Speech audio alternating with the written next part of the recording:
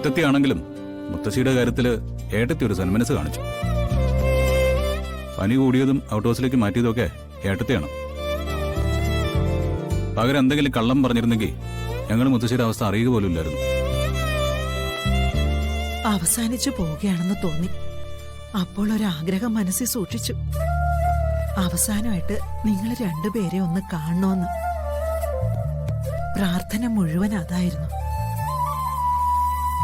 നിങ്ങൾ ഇങ്ങനെ എന്റെ അടുത്തിരിക്കുമ്പോ മരിച്ചുപോയാല് അത് പുണ്യമായിട്ടേ ഞാൻ കാണും. പിന്നെ മരിക്കാൻ ഞങ്ങള് വിടുകല്ലേ. ഇതിപ്പോ ഈ ക്ഷീണമൊക്കെ അങ്ങ് മാറിയിട്ടെ കണുമംഗൽ തോടി നടന്നിരുന്ന പോലെ ഇവിടെ അങ്ങ് നടന്നോണം.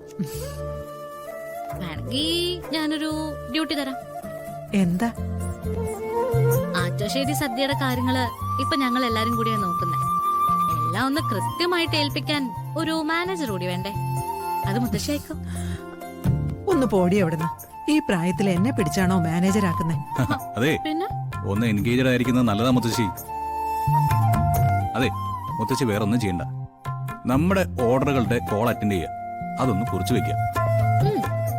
എന്നിട്ട് അടുക്കളയിൽ ഞങ്ങൾ എല്ലാവരും ഉണ്ടാവും.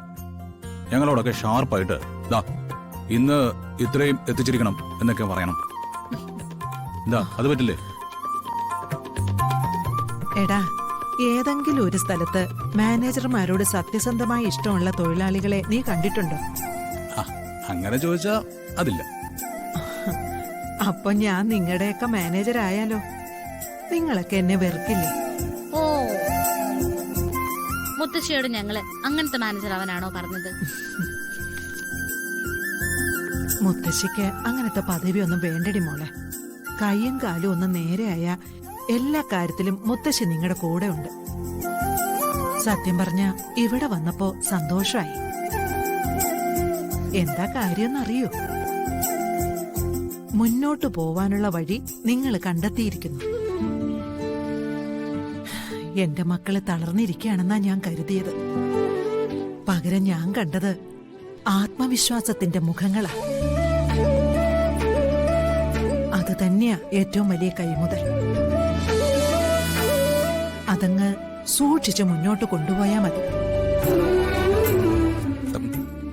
മുത്തശ്ശി, താങ്ക് യു.